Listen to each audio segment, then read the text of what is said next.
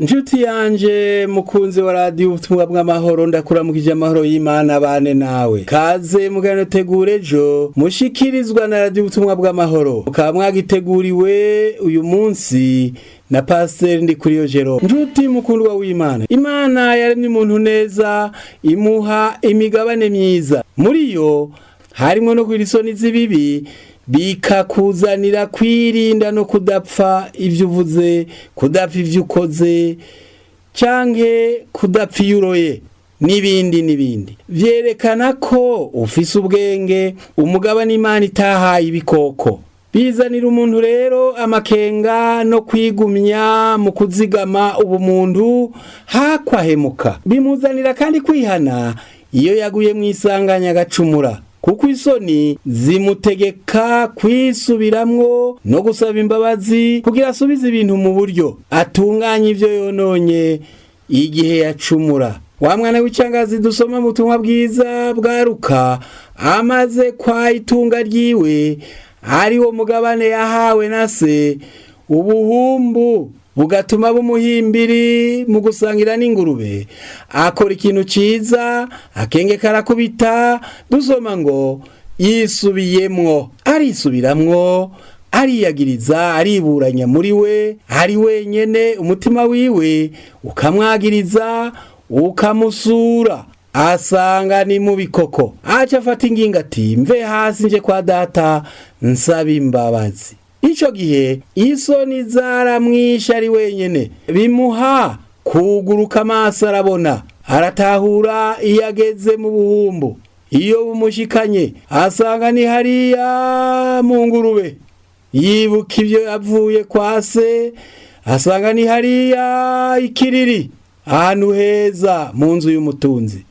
Umugabane w'isoni no kumaramazwa n'ivyo yakoze vyamubereye umugisha bona ingene asubira kwa se. Kutamaramazwa n'icaha wakoze rero bahava baguharura nk'umuntu hari icabura mu buntu bwiwe, kuko bagira ngwehe ingene yenyaguzandu n'ibintu akora bitamuha agaciro. Ingene avuga kandi ariwe basanze yarabigize, mbega ntamaramara, nta soni afise. Ingene yambaye agaca mu bantu bamusumba, ingene yifata imbere ya se, harya arafise se, arafise nyina, n'ibindi bibazo vyinshi nk'ivyo bitaguha agaciro. Hari abantu batinya kumaramara, bagatinya gukora isoni imbere y'abandi, bagatinya ko babagaya, ko babatwenga. Hari n'abandi batabitinya, umugayo akawuraramangana, umutwenge canke ureke akora ibibi hakamaramara bamubona. Uragaba niba bimeze uko uri hafi guta ubuntu. Ncuti mukunzi wanje turi kumwe, uyu munsi tugiye kurabira hamwe ijambo rivuga ngo ubusambanyi mu biyita ko bakijijwe. Uyu mutwe w'ijambo ntumeze nk'uko ngomba, kuko nta wakijijwe asambana. Bibiliya ikoresha amajambo nk'aya igomba kuvuga aba bantu ngo abinyegeteje, abaje muri mwebwe. Abo rero nabaje mu bakijijwe ariko bo batarakizwa. Bitubwira ko mw'ishengero hari kivange, kandi nivyo Yesu yavuze ngo reka bikurane kugeza mwigenya. Ico gihe ni urwamvu ruzoja ukwarwo ruturigwe, uburo buje mu kigega. Naho turi muri tegure ejo, nukuvuga mu rwaruka, vyoshoboka ko hari nabubatse bikigora, bakiri mu migozi y'ubusambanyi. Turaguhaye kaze naho warugeze kwigisha abandi. Ariko niba bikimeze uko, wabaye impfunya ntiwaronse gukura mu mpwemu ngo ubohoke ku caha. Yewe munyantege nke imbere y'iki caha, ngo tukwigishe mu rwaruka naho wubatse, uri se w'abana, uri nyina wabo. Icarana nabo rero, kuko nivyo bigukwiye, wige nkabo. Tuguhaye kaze. Ariko n'ivy'isoni nimba tubuza abana b'urwaruka gusambana, nawe ukuze ukabamwo mukiga mwembi. None ubukuru bwawe buri hehe? Urusha abandiki, ubarutute. Ndemera rwose ko yaba bakuze, ndavuga abamama bubatse n'abapapa bubatse batagendera mu busambanyi, n'urwaruka rworokotse rwonesheje ico corezo cateye isi, kandi isi yose kidasizi wacu. none ko abagabo bata ingo zabo bakaja kurondera abangana n'abo bavyaye, abagore bagasiga abagabo babo bakaja kurondera abangana n'abo bavyaye, mbega urumva atari umuvumo? Mucete Paulo yandikiye Abikorinto ca mbere igice ca 5 ku murongo wa mbere havuga ngo inkuru yamamaye hose yuko muri mwebwe hariho ubusambanyi, kandi ubwo busambanyi butoba mu banyamahanga, umuntu gucikiza mukase ngo amwabire. Nshuti yanje unyumviriza, uyu ni Paulo yariko avugana muri iki cete n'ishengero ry'Ikorinto. Nkuko twavuze, aha yaratumbereye guhanura no kwigisha bamwe bo mw'ishengero. Birerekana rero ko ubusambanyi bushobora kwinjira mw'ishengero. Ikibabaje nuko ngo bakoze n'ivy'abanyamahanga, canke abatarihana batarumva ubutumwa, canke abakiri mu vyaha batarigera bakora mu birabana n'ubusambanyi, kuko bufise amabanga menshi kandi mabi. Ega ntutangare, buhumekerwa n'ikuzimu, buhagarikiwe n'abadayimoni, bwamamazwa n'abakorera shetani. Muri iki gihe bivuga ko hari n'abakunda amafaranga kugeza bigurishije kwa Satani ngo babe ibikoresho vyiwe mu busambanyi. Uragaba rero hari aho ugendana n'utazi umwita umugenzi. Ibi birahava bigashika no mu witwa uwakijijwe ari mw'ishengero, kuko hari intambuko z'agakiza yirengagije bigatuma aronka agakiza k'inusu, yiyereka abantu ariko Imana itamwemera. Naba rero batukisha abandi basangiye ukwizera. Ndemera rwose kandi abishingira intahe ko hari abantu b'Imana bakijijwe neza, banesheje ubusambanyi n'ikindi cyaha cose, kandi aba bahozeho kuva kera. Akarorero ni Yosefu mu nzu kwa Potifari, n'uwitwa Finehasi dusoma mu gitabo co guharura, n'abandi.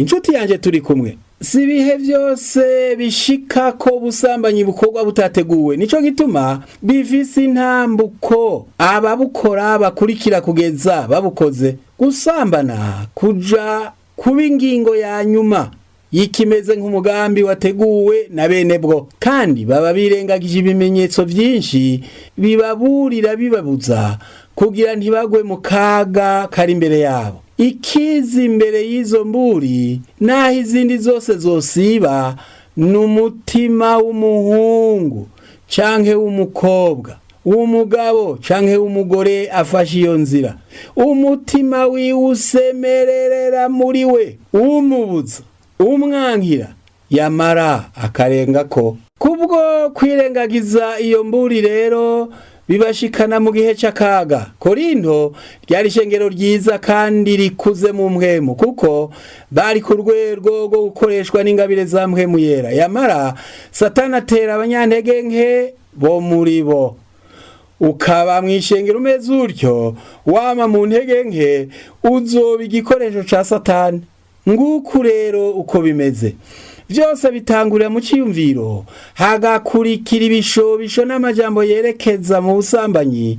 Ashobora kuba meza canke mabi, canke avanganye, aza guhindura ivyari biyago kuja mu ngiro. Mbega none abakobwa b'abakristo, abahungu b'abakristo, abagore b'abakristo canke abagabo barahava bakaronka ubwenge n'ubushobozi bubaha kubirobanura.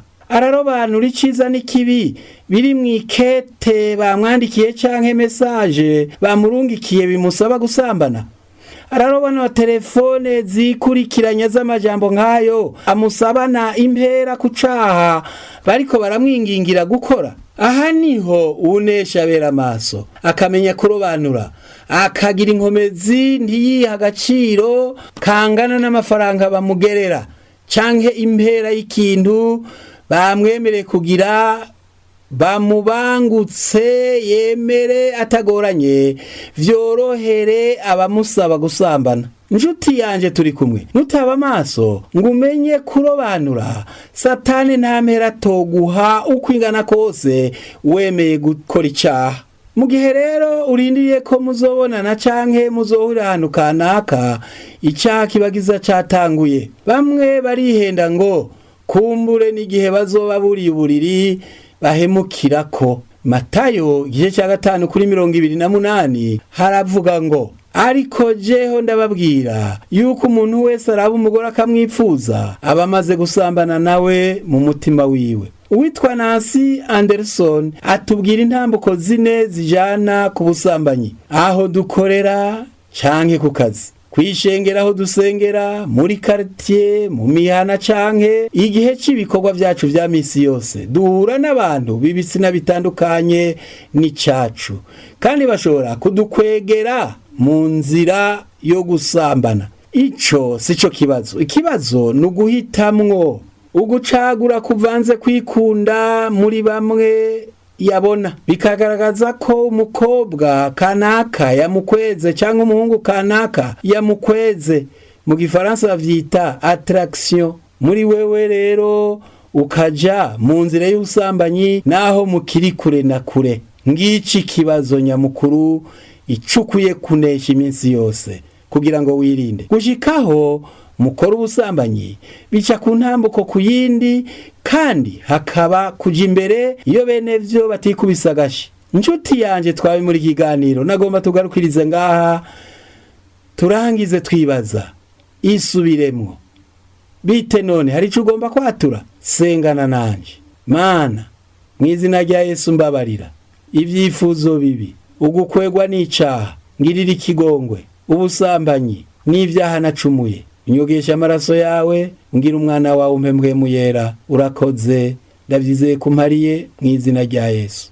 Reka ngusengere. Mwami wacu Yesu, uyu muntu uko yihanye muharire, mwogesha amaraso. Haleluya. Mugirira ubuntu kandi umuhemwemera ko muzigama uzomujane mw'ijuru. Urakoze kubikoze, turavyizeye mw'izina rya Yesu mwami wacu. Imana iguhezagire.